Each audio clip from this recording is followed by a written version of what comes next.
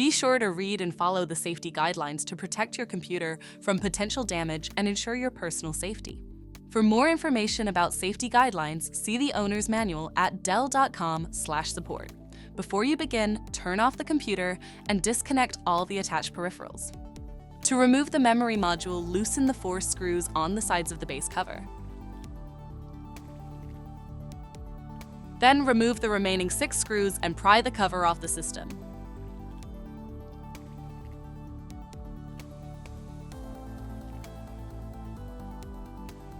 Unplug the battery cable.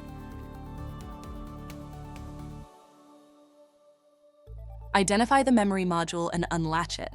Grasp the module by the edges to remove it from the system. To reinstall the memory module, relatch it to the system.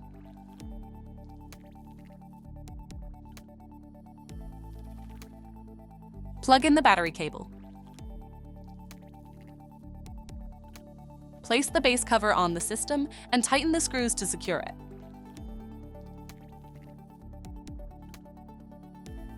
For more information about your Dell system, visit dell.com/support.